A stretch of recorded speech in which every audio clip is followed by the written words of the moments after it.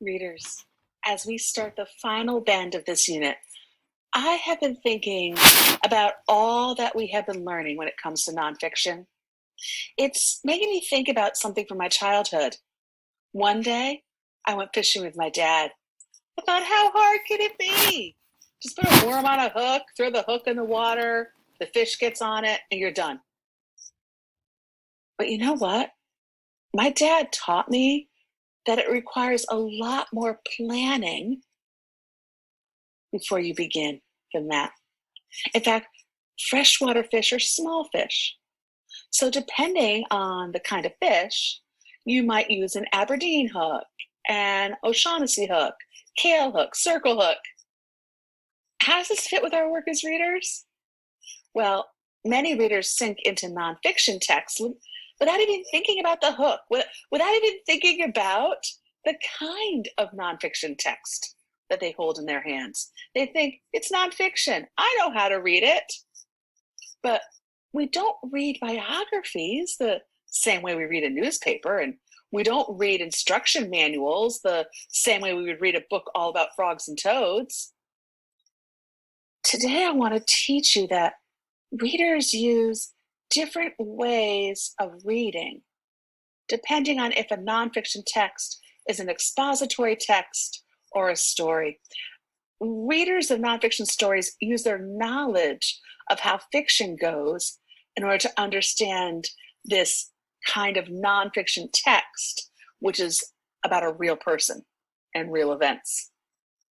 So today we're going to start a new text. And before reading anything, we know we need to rev up our mind, get our minds warmed up, ready to read.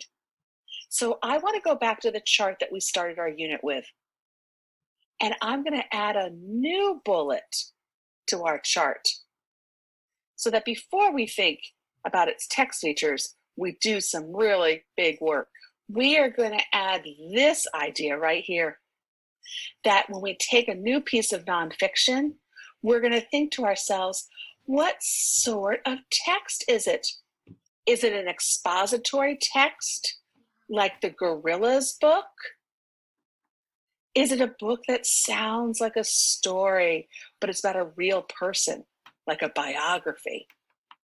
Once we know what kind of text it is, then we can move on to think, what will the book mostly be about, and what prior knowledge do I have that will help me get warmed up for reading? The text that I'm going to start reading to you is not organized into categories or boxes of ideas. It's a story about a real person. It's a biography. That means there's going to be a storyline about a person that's running alongside all the facts about real events and real places. And I know that when I finish a book like a biography, I can retell it in a way that shows all I know about my story elements. I can tell you about the character and what the character really wants. I can tell you about the character's problem. I can tell you about how the character tried to solve it and if there was a resolution to the problem. So remember, when reading a biography, read it like a story, remembering that it's also going to be nonfiction with facts along with those events. So it helps to think, what does this character really want? What gets in this character's way? What am I learning about the setting, the problem, the solution? Are you ready? We're going to give it a try now together. Benjamin Katz and Augustus Poggenay were born in Warsaw, Poland. However, they did not meet until they both emigrated to the United States. Continuing the Polish custom, their wedding was arranged by a matchmaker. After the marriage, the two settled in the Jewish quarter of Brooklyn, New York. In a two-family house at number 438 Vermont Street, their third child, Jacob Ezra Katz, was born on March 11, 1916. Keats became interested in art at an early age. His mother encouraged his talent. but his father seemed only to criticize his ability. Working at Pete's coffee shop in Greenwich Village, Benjamin Katz knew how hard earning a living could be. He felt that his son could never be successful as an artist. However, his father did purchase tubes of paint for Keats under the pretense of having traded bowls of soup to starving artists. If you don't think artists starve, well, let me tell you. One man came in the other day and swapped me a tube of paint for a bowl of soup. Are you thinking about what our main character, young Ezra, known as Jacob back then, really wants? Yeah, he wants to be an artist. And what's in his way? His dad being really worried about him, that he's going to have a hard time making a living as an artist. But at the same time, his dad's supporting him by buying paints. So even though we're not very far in our text, we're already thinking, who is our character? What does our character really want? And what gets in our character's way?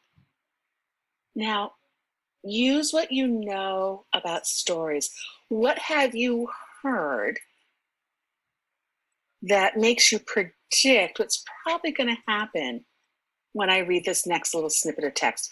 Listen very carefully. Let's keep growing our knowledge about our character and the setting and the problem and what our character really wants. When Benjamin Katz died on January 1935, Keats, on the day before his high school graduation, had to identify his father's body. For the first time, he learned that his father had been proud of his work. In his Caldecott Medal speech in 1963, Keats shared the experience, saying, "I found myself staring deep into his secret feelings. There, in his wallet, were worn and tattered newspaper clippings of the notices of the awards that I had won. My silent admirer and supplier, he had been torn between his dread of my leading a life of hardship and his real pride in my work." Keats authored and or illustrated more than 85 books for children. In 1980, he was awarded the University of Southern Mississippi Medallion for outstanding contributions in the field of children's literature. Readers, are you noticing whether it's an expository type of nonfiction like Gorillas, or whether it's this more narrative nonfiction that feels story-like? You have to put all the pieces together. And one of those big pieces you put together when you read narrative nonfiction are some of the story elements, as well as real facts that you're learning along the way. So readers, as you go off today and start the final band of our unit, pick up your biography and remember, whenever you read any nonfiction, the way you get yourself warmed up is you first have to think, what kind of text is this? Is it an expository, informational text, much like the Gorillas book or the Octopus article? Or is it more like the Ezra Jack Keats biography that we just experienced together? Once you know the kind of nonfiction you're reading, you can think about how to read that kind of nonfiction with power. Get started right away on your action plans with your new books, and off you go.